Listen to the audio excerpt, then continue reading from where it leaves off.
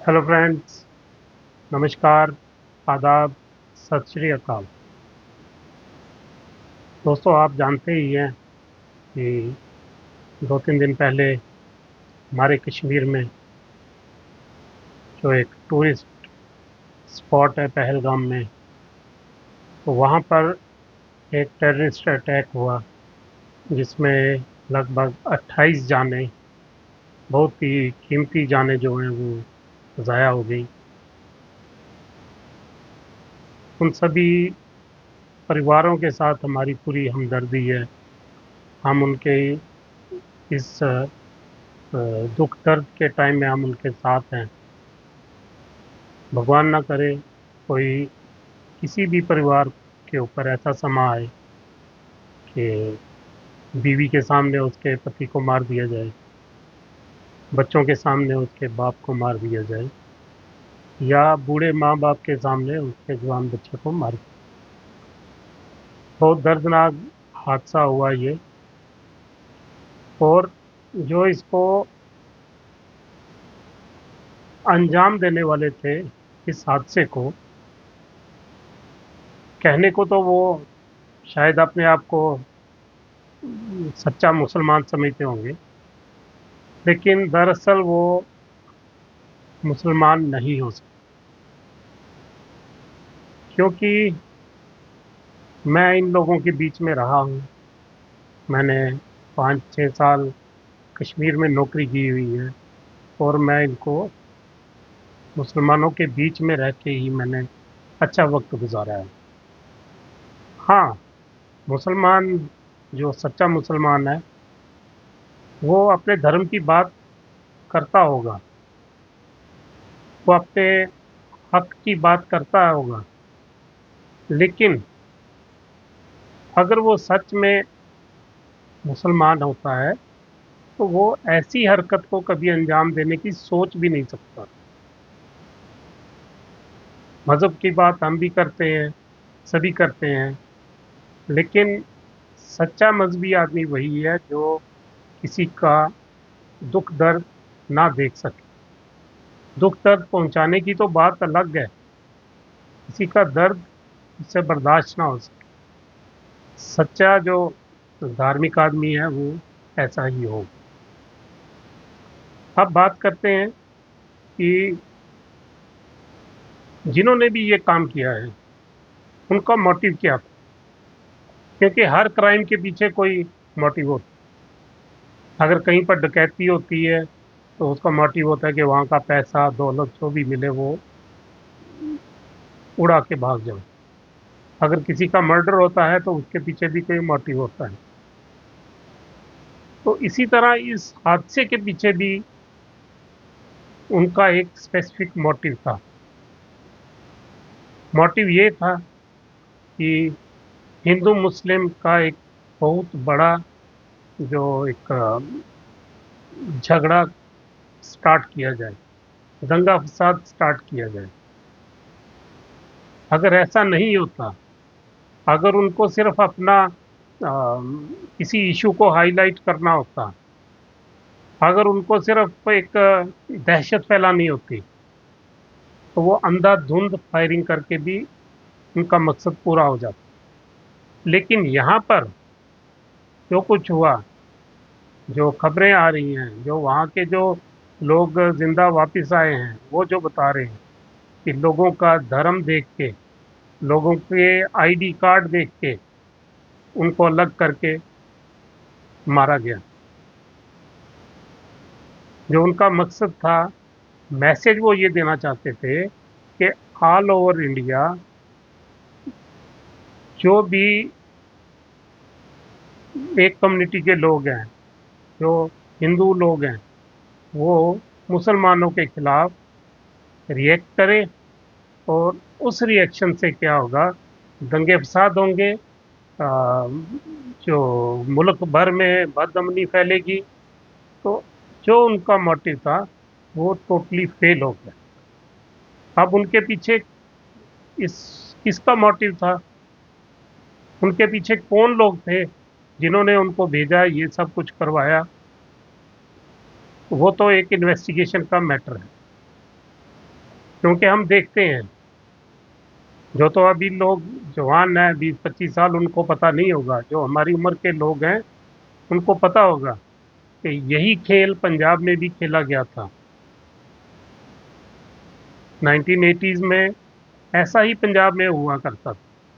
बसों से यात्रियों को उतारा जाता था, उतार के हिंदू लोगों को लग करके उनको गोली से मार दिया जाता था। काफी इंसिडेंट ऐसे हुए।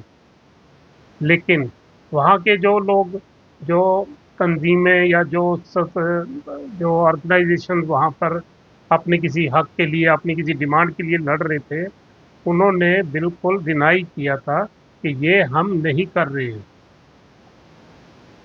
वो कौन लोग कर रहे होते हैं, कैसे लोग कर रहे होते हैं, क्यों कर रहे होते हैं, वो आज तक हमारे सामने नहीं आए। ऐसा ही हादसा 1990s में कश्मीर में हुए। ऐसा ही हादसा चिट्टी सिंहपुरा में हुआ, जहाँ पर 35 सिखों को इकट्ठे खड़े करके एक लाइन में रात के अंधेरे में कत्ल कर दिया। तो वैसा ही हादसा ये भी हुआ है, और ये किसी बड़ी साजिश, किसी बड़ी चाल का एक हिस्सा है, जो कि शायद हमारे सामने कभी ना आए। इसकी सच्चाई हमारे सामने नहीं आएगी। लेकिन अगर लोग इसके ऊपर थोड़ा सा बात करें, तो थोड़ा सा प्रेशर बनाए, तो सच्चाई सामने आ सकती है। और इस मौके पर मैं इन लोगों के जो मोटिव फेल हुआ, उसमें आम आदमी का हिस्सा है। आम आदमी का बहुत ही जबरदस्त रोल रहा है। चाहे वो मुसलमान हो कश्मीर का, चाहे वो इंडिया का हिंदू हो। मुसलमान कश्मीर का जो था, वो पहली बार बिना किसी काल के अचानक सड़कों पे आ गया। पूरी मार्केट को बंद किया, पूरा कश्मीर बंद कर दिया उन्होंने वॉलेंटरली। किसी ने प्रेशराइज नहीं किया, इन लोगों के साथ हमदर्दी दिखाने के लिए।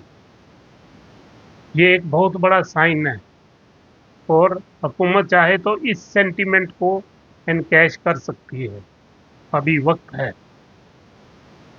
दूसरा, मैं अपने तौर पे हिंदू ऑर्गेनाइजेशन और हिंदू भाइयों से ये धन्यवाद करना चाहता हूँ कि उन्होंने इस इंसिडेंट का रिएक्शन वायलेंस से नहीं दिया। उन्होंने इस इंसिडेंट की रिएक्शन में किसी मुसलमान को नहीं मारा, किसी की प्रॉपर्टी को नुकसान नहीं पहुंचाया। ये बहुत बड़ी बात है। यही दो बातें जो हैं, एक कश्मीर के मुसलमान का खड़ा हो जाना, और एक हिंदू भाइयों का, हिंदू ऑर्गेनाइजेशंस का कोई रिएक्शन ना देना, ये जो तमाचा है उन लोगों के मुंह के ऊपर जिन्होंने ये सारा प्लान किया। और तमाचा है उन लोगों को जिन्होंने वहां पे जाके इनोसेंट लोगों के ऊपर गोलियां चलाई। ये बहुत बहुत बड़ी अचीवमेंट है।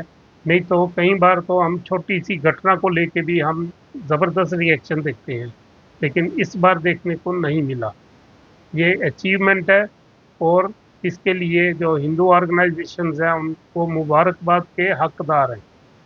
जो हिंदू इंडिविजुअल, जो हिंदू भाई हैं, उन्होंने कोई रिएक्शन नहीं दिया, इसलिए वो मुबारकबाद के हकदार हैं।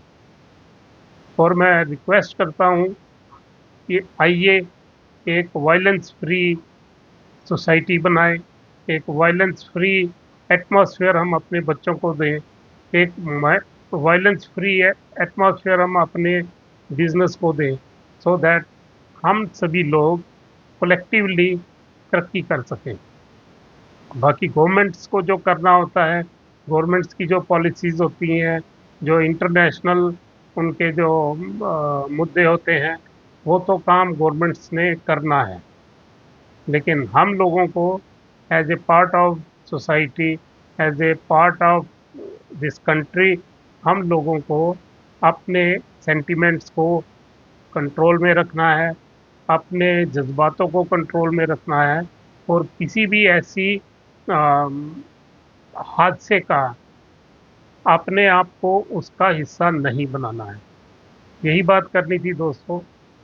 एक बार फिर मैं सभी लोगों को पीसफुल माहौल बनाए रखने के लिए मुबारक देता हूँ, और एडमिनिस्ट्रेशन ने भी अच्छा रोल प्ले किया है। एडमिनिस्ट्रेशन का भी मुबारकबाद के हकदार हैं कि उन्होंने पहले से सभी इंतजाम करके रखे थे कि कोई वायलेंस ना हो, लेकिन लोगों का इसमें बहुत बड़ा कंट्रीब्यूशन है। Thank you. इतनी बात करनी थी। मिलते हैं।